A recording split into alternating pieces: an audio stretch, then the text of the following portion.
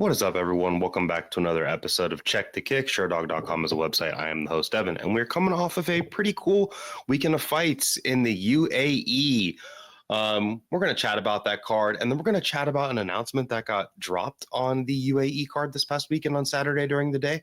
I don't mind those early fights, by the way. Like, I'm on the West Coast, so I missed the first two fights. That's fine because I slept in until like 10 in the morning, and then I laid in bed, shoved my headphones in, and watched a bunch of the other fights while the wife was still asleep. That was pretty cool.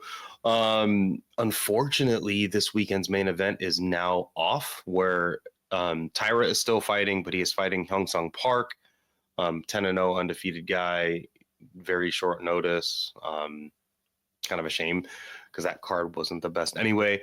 So let's just jump right into the UFC and UAE this past weekend.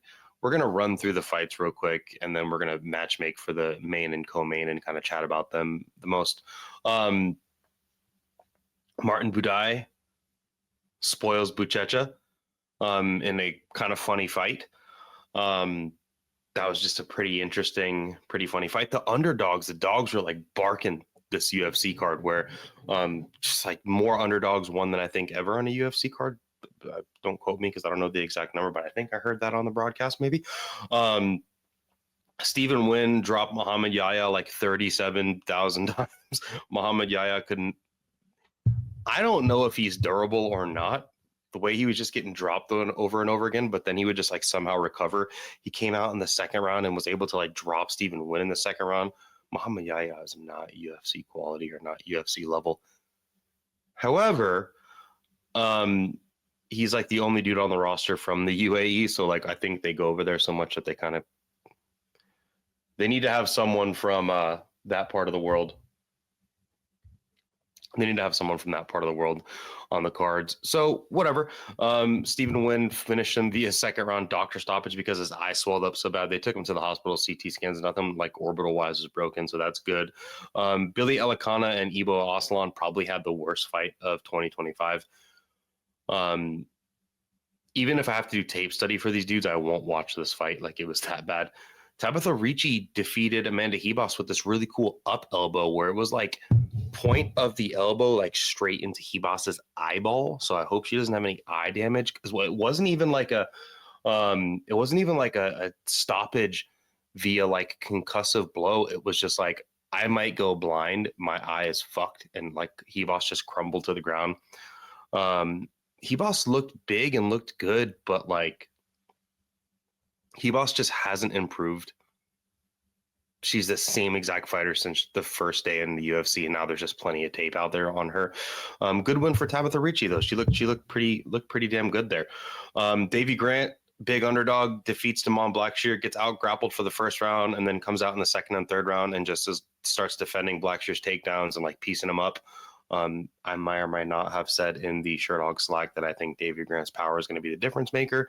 And I think it was his power. He's got this really good stand-up. He's one of the old dudes he's an incredible fighter for a dude that's approaching 40. Like, he's 39 years old at men's bantamweight, and he's schooling these young dudes. Like, he's pretty fucking good.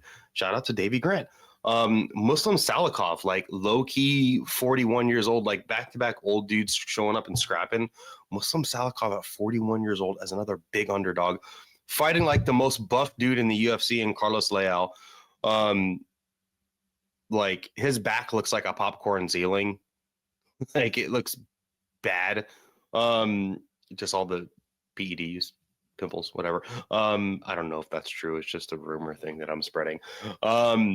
But yes, just ran into Muslim Salikov, and Muslim Salikov hit him with this, like, he takes the angle and he throws this like beautiful lead overhand / hook with the right hand and just buries Carlos Leal and just like one shot knockout, walks off at 41 years old. So in back-to-back fights, we had a 39-year-old win a fight at men's bantamweight and a 41-year-old win a fight at welterweight, and both look pretty fucking good. Honestly, like, GOAT of the card, Muslim Salikov, like super OG badass performance, fucking sharpshooter. If no USADA means that we've got all these old dudes like Michael Johnson, even Wonderboy looked good in his last fight. Wonderboy got robbed against Bonfim. Muslim Salikov just caught a body. Davey Grant just put in work. Like, I'm okay with it. I'm cool with it. Bryce Mitchell. I almost called him Mice Britchell. Bryce Mitchell down at bantamweight didn't look good, and he won this fight with like 0 damage and mostly control. Said Nurmagomedov hit him with like a jump knee and hurt him real bad in the first round. I don't know what Bryce Mitchell's going to do. He said that this fight was like his hardest fight. In the post-fight presser, he said he was like fighting for his life in this fight, and like he didn't look great, and he had a lot of trouble scrambling with Said Nurmagomedov, where like there was a lot of even scrambles in this fight. Said Nurmagomedov is good, but like I don't know, man. Bantamweight is a division full of dudes that are really good, and Said even looked bigger than Bryce in there, which is crazy because Bryce is coming down from a weight class above. Bogdan Guskov looked really, really good, absolutely sparking Nikita Krylov. Sparked him dead. That was really dope. Nikita Krylov's done, by the way. He's like not wrestling, running straight into dudes that are like known counter punchers in the division. Asu Almabayev defeated Jose Ochoa. Asu Almabayev is like the least dangerous, highly ranked dude in that division, where like he just knows how to win a fight, but he's not out there trying to finish fights. Shara Margomedov and Marc-Andre Barriel, that fight of the night. That was a really good fight. Marc-Andre Barriel crushed Shara Bullet's nose in the second round, like had his nose fucking sideways. Shara already had surgery. He broke his nose, and Shara, man, like I'm not a huge Shara Bullet fan. I think he's wrongfully overhyped, but I mean, showed his toughness, hurt Marc-Andre Barriel in the third round, and came back to win this fight, and looked pretty damn good doing it. His leg kicks, his speed. Someone's going to catch him, but it wasn't Marc-Andre Barriel. Co-main event, we had Petr Yan taking on Marcus McGee in a pretty close but pretty cool typical Petr Yan fight, where like McGee won the first round, kind of stung Petr Yan with a couple things, and then Petr Yan started making his reads, and you're fucked when Petr Yan is no longer like pulling on punches or trying to exit the pocket. You're fucked when he starts to shell up in the pocket and is no longer avoiding the pocket to evade punches. More is he's just going to start absorbing and trying to duck things off of his high guard and fire. Someone like, what's crazy is Ilia Toporia's debut was supposed to be against Petr Yan on short notice at bantamweight, which is insane. And Ilia Topuria is totally a bantamweight, by the way. Like if he wanted to be a bantamweight, he could probably have his weight cuts in order and probably be there, because he's not a big dude. Like he is not much larger. Like him and Merab are like probably like the same size. Anyway, a really good boxer, someone like Vasily Lomachenko, would do like guard manipulation and like pull the guard down and throw shots behind it and stuff, but like not in the UFC. Someone may be able to make him pay for it. The most high level dude in this division that did make him pay for it was actually Merab, where Merab would throw shots at Petr Yan. He knew Petr Yan would have the high guard, exposing the takedowns from the waist below. Someone with good striking may figure out how to optimize those types of positions against Petr Yan, where he really will plant his feet, kind of roll and bounce a shot and try to rip something back, and he'll like switch stances and rip things. Petr Yan always has his feet in the right place when he wants to deliver power, and he'll get touched up a tiny bit in the first round of a fight, but once he starts planting in the pocket, and instead of like trying to evade and duck shots, once he starts just shelling up and rolling, that's when he's really starting to fire back. And he's such a dynamic dude. And it's funny because he kind of, he always hits out of Sotogari, like that beautiful trip takedown. He hits out on everybody. He failed on it first, and then he nailed Marcus McGee with it. And he kind of like stalled a little bit in the third round, which is very interesting from Petr Yan. But he did what he needed to do to win the fight. And he's an OG. He deserves a title fight. Matchmaking for him next, I think he should probably be fighting Merab. If Merab gets past Corey Sandhagen. If Sandhagen wins, more than likely Merab will get a rematch because he probably really deserves one. And Merab is like slowly, low key, become like a fan favorite. But Petrion's got a pretty clear win over Corey Sandhagen. So who knows? But regardless, I think Petrion deserves a rematch against Petrion. Or sorry, Petrion deserves a rematch against Merab Dvalishvili. And, you know, if Corey Sandhagen wins, he would probably deserve that fight, but I bet you they'd rematch it. But still, he said he's going to wait for a title fight. So that's what he deserves regardless. And then RDR went out there and got dropped really bad, but also kind of beat up Robert Whittaker outside of those few moments. RDR is just like the biggest doofus in the UFC when it comes to fighting, but boy, oh boy, is it successful. Like, he's so long, but he really thrives in the clinch. He likes to use his size to push his opponents up against the cage. His ability to, like, if you're going to enter the pocket against him and you're not like a really crafty puncher, like even Whittaker was able to land on him in that one moment. Was it in the second round or in the third round where he like crushed and dropped? Maybe it was the second round where he crushed and dropped RDR, and like RDR still like pulled it back and survived that, which is crazy. But if you're going to like pressure and try to enter boxing range against RDR, he just like jumps into the clinch, and the way he closes distance with that knee to the body, like, it's just the most middleweight thing to do ever. Like, he has this like long, weird, awkward jab where he literally looks like he's like in a wind tunnel, like fighting against the wind tunnel. I can't wait to see this dude fight Dricus du Plessis, number one, just because it's going to be the most like weird, drunken fist, not on purpose type fight. Like, both of these dudes are just like, the way I would describe Dricus du Plessis style and RDR style, even though they're both different, they're both just like whimsical. Like, it just like doesn't fucking make sense. But boy, oh boy, like at middleweight, if you're big, you're athletic, and you just like do shit that works, doesn't fucking matter how you get there. Like, it's just working.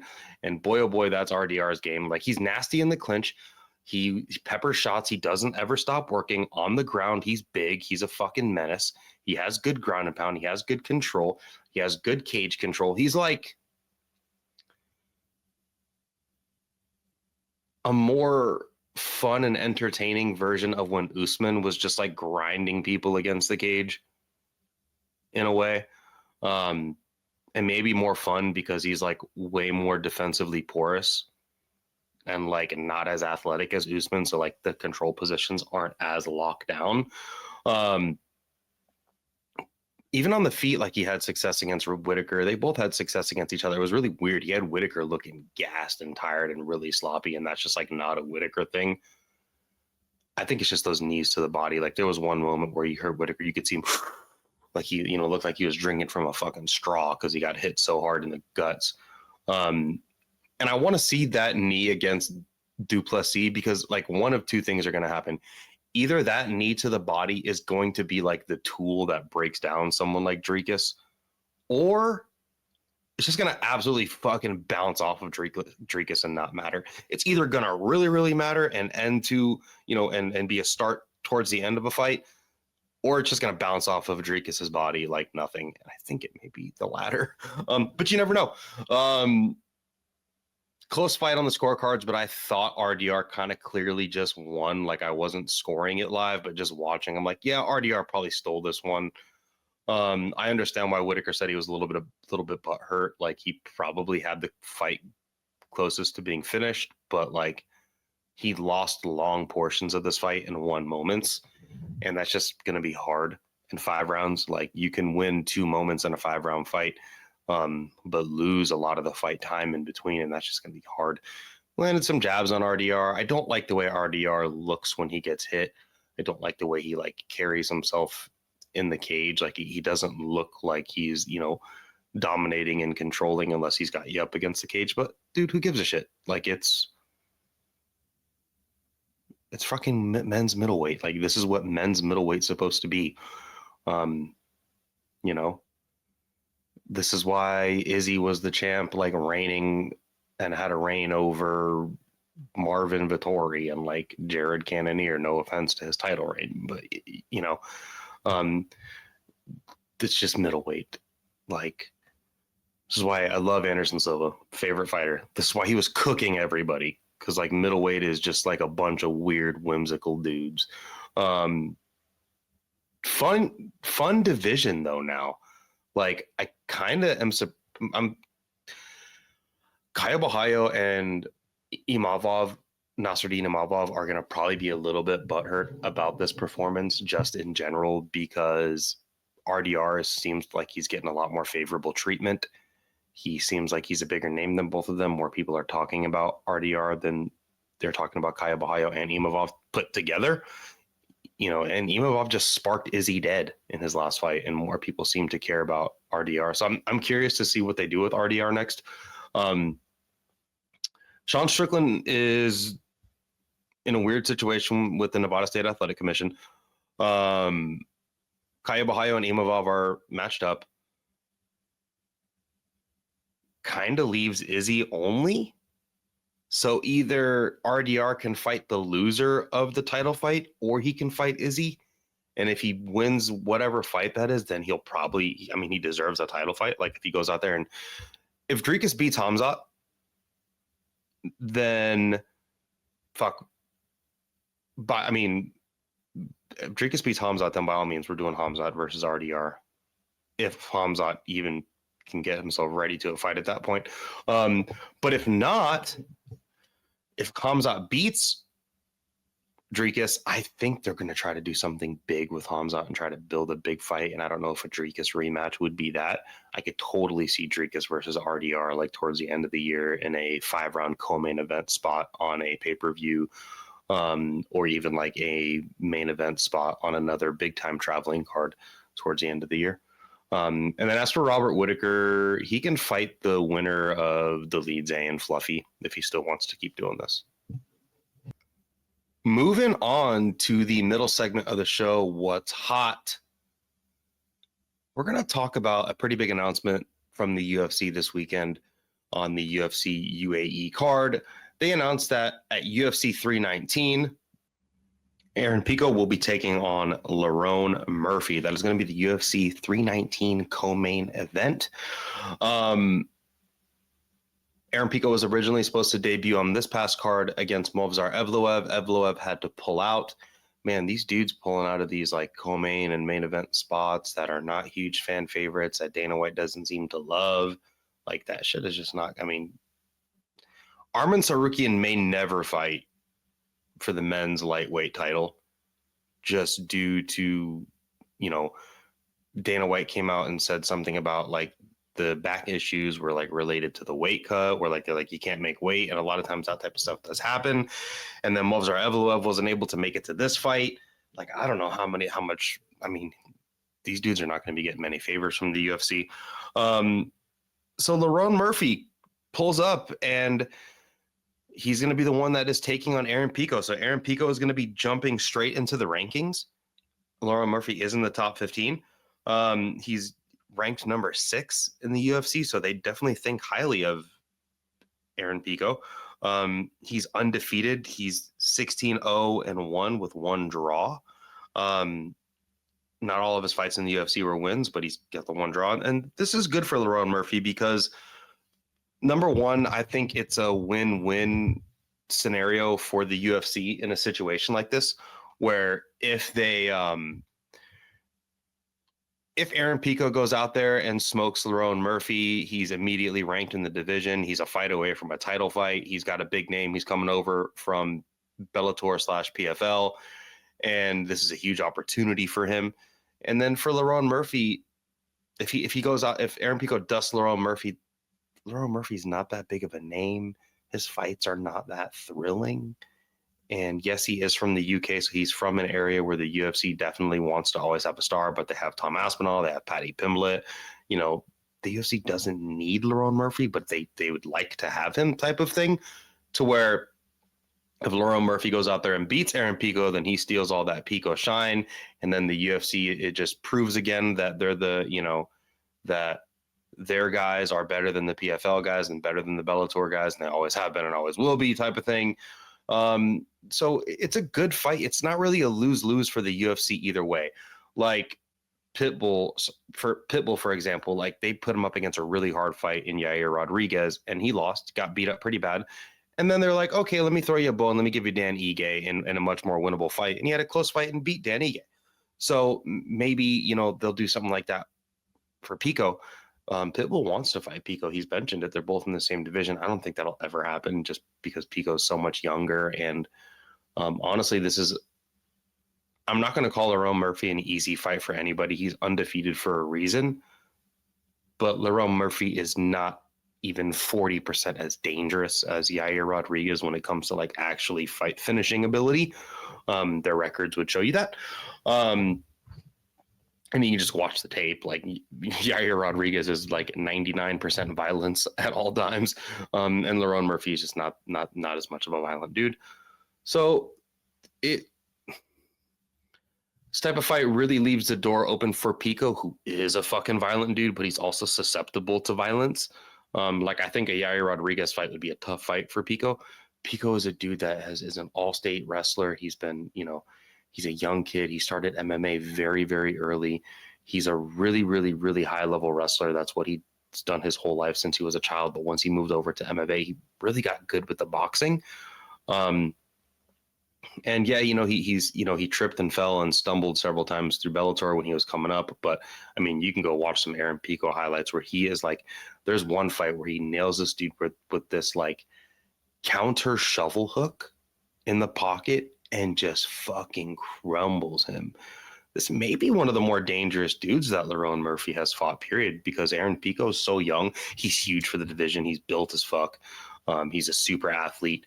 And this dude could do stuff here. Like, I could totally see him winning this fight and then, like, picking a fight with the loser of Diego Lopez and Gene Silva. So, Diego Lopez, I could totally see that happening. Like, this guy is a fight or two away from a title. Maybe he wins this fight and gets matched up against Yair Rodriguez.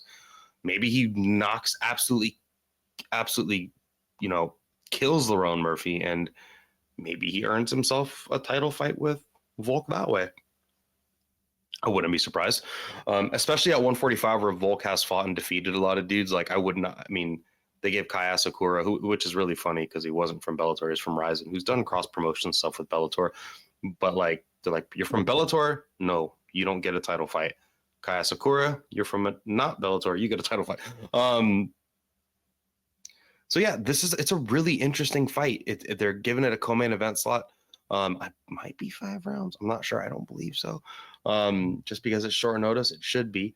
But they're giving Pico a big test, and honestly, they're giving Lerone Murphy a big test too. They're asking him to kind of be the UFC henchman, and he doesn't really have a record of being much of a henchman. So I'm curious to see what Lerone Murphy does in this fight. I'm curious to see how Pico performs. This could totally be one where, it could be like an early stage Pico fight when he was, learning how to ride his bike per se. And, this could be a big lesson for him.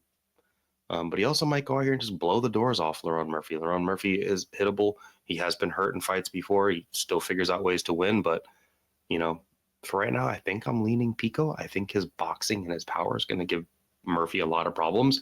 Lerone Murphy is a really well-rounded dude, and he likes to mix things up. But I think Pico may be more well-rounded.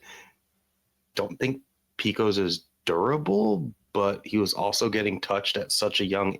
let me stop. He's getting touched up in the boxing at such a young age and so early in his career that, maybe things are different now, and hopefully they are. That wraps up the middle segment of the show. What's hot? We're going to move over to In With the New. And we've got an Apex fight card this week. That's what I'll call it. A fight night back in the Apex. Amir Albazi fell off the card, so now we have Tatsuro Taira facing Hung Sung Park. I'm actually not going to talk about the main event anymore because of that switch up. I think there are 2 better fights on the card, and we're going to talk about men's lightweight. The men's lightweight division, probably the best two fights on the card, in my opinion, especially after the kind of shuffling of the deck, for lack of better terms, that the UFC had to do with their main event this weekend. We have Esteban Ribovics taking on Elves Brener. Esteban Ribovics is a pretty hefty favorite, minus 255 coming in. Elves Brener coming at plus 215 as the dog. And I don't love the odds on this fight because to me, this is like a straight up 50-50 fight. Like Elves Brener was on a hell of a run where, he had beat Zubair Takugov via split decision, and then he knocked out Guram Kutataladze, and then knocked out Kainan Krzyzewski, and then he had a brawl with Merktabek Oralbai. And then his last time out, and it's almost been a year since we've seen Elves Brener. Last time out, he took on Joel Alvarez, and he got finished via TKO in the third round, and in a fight that was kind of I don't want to say it was back and forth, but like a pretty damn good scrap with Joel Alvarez. Esteban Ribovics had that really, really great fight with Daniel Zellhuber back on UFC Noche. He had that really dope head kick against Terrence McKinney, and then last time out he lost to Nasrat Haqparast in a fight that was pretty close that he kind of arguably. And he seemed to come a long way since his loss to Loic Rajabov. He got a knockout on the Contender Series, and both of these guys are really dangerous dudes that are willing to go out on their shields, willing to have a brawl. And that's something to me that I find really, really cool. These two, both of these guys, Elves Brener, I would say, is probably a little bit better of a grappler, and then Ribovics is probably the better striker with a better kicking game. But he himself has good boxing and good power. Elves Brener is not as defensively responsible as Ribovics, but can be equally as punishing. Both guys have pretty good cardio, but we've seen both of them sort of slow down in third rounds of fights. Elves Brener got finished in the third round by Joel Alvarez, but Joel Alvarez is a finisher himself, and he's on this crazy streak where all he's doing is finishing people. So to me, that seems kind of, Joel Alvarez is going to finish a lot of dudes. These odds should be closer. Looking through their records, you can kind of have an understanding of why. Even if Elves Brener drops this fight, I don't think he should be cut from the UFC because he's an exciting fighter that is still pretty good, and there's dudes out there on this, definitely on the roster, that he can beat. Ribovics' keys to victory in this fight would be to try to circle out, maybe not pot shot, but enter the pocket, land his hands, and then try to finish combinations with kicks as he's backing away. And, use his outside footwork. He can be a punishing boxer. If he gets you pushed up against the cage, he'll crush you against the cage. Ask Terrence McKinney.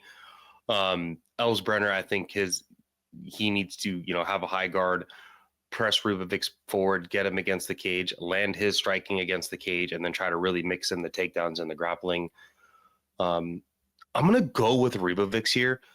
I just think he's got the better footwork. He's got the better striking. He's got the head kicks. And all around, I just think he's a little bit more defensively sound with the striking. And I think Elves Brener is not a good enough wrestler with good enough footwork to press Ribovics against the cage. Ribovics can't get cornered and cannot get pressed against the cage in this fight. If he's got his back to the cage, he's going to lose. But give me Ribovics to kind of use some outside footwork, like I was saying, get into the pocket, land his combinations. He's going to be faster than Brener. I think Brener's going to be willing to meet him in the pocket. So he needs to, land a punch or two in the pocket, exit the pocket, try to land a kick here and there on the breaks.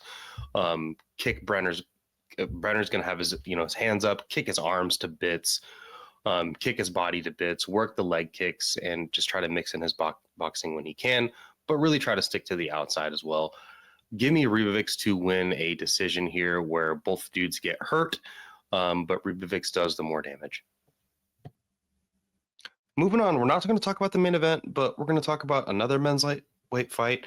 I think this is low-key. These two fights are going to be the best two on the card, so that's why we're talking about them. We've got Mateus Rebecki taking on Chris Duncan. Odds on this fight, Rebecki is a pretty hefty favorite, minus 200. Chris Duncan's coming back at plus 170.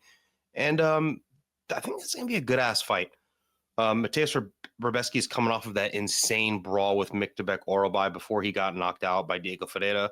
He had that really dope armbar against Roosevelt Roberts. Roosevelt did take that on short notice. He knocked out Loic Rajabov. That was a really cool fight. He had a brawl with like Nick Fiore that like should not have been that much of a brawl, which is weird. Chris Duncan, he is a dude that, you know, he got knocked out by Borisov on the Contender Series. And then that was back in 2021. He's come back and he got a fight. He got a fight on the regionals, came back, won against Charlie Campbell in a knockout where he got really, really hurt and came back, defeated Omar Morales, defeated Yanal Ashmus. That's a good win. He got subbed out by Manuel Torres back in 2024. But since then, he seemed to make like a little bit of a change where he's went to ATT. He's got this like, excuse me, really dope like guillotine game where like he's been working with Dustin Poirier a lot. He supposedly said that he learned his guillotine from Poirier, which is funny. But him and Grant Dawson and Dustin Poirier, like, don't be surprised if you see Grant Dawson in his corner this weekend. He is working with dudes that strike. He's working with good grapplers like Grant Dawson. And he's really developed this like sneaky guillotine game, but his striking has also come along a lot too. Rebecki is a dude that is just like a fucking, like, he fights like the Kool-Aid man, where like he just busting through shit. Like, the homie is just, he's not a big dude. He's small. He's stocky as fuck for this division. He's like 5'5" or 5'6". Let me actually find out. I want to make sure. Chris Duncan is 6 foot and Rebecki is,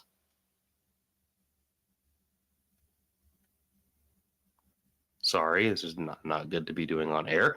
And I blame my phone speed for this. He's 5'7". He's like 5'6". Short, stocky as shit, and is just like a head first guy. He's got huge power. He likes to throw big overhands, big hooks. But he himself is like a good grappler with like a sneaky sub game. Like he's pretty damn good at that. Like, he's got rear naked chokes on his record. He's got that armbar against Roosevelt Roberts. So like, he will go for shit and he will use his horsepower, but he also has pretty good tech too. Like, he's got good technique to mix with the horsepower. Chris Duncan is not the fastest dude, and Rebecki is going to be faster, and he's much more of a bull. I could totally see Chris Duncan hitting this like funny guillotine thing that he's doing to people in his last 2 fights on Rebecki, because Rebecki will shoot takedowns. I don't, he doesn't seem to be the guy that's like super, super high fight IQ when it comes to like shooting his head on the outside versus the inside. So he doesn't get guillotined. He's much more of just a bull, and I could totally see him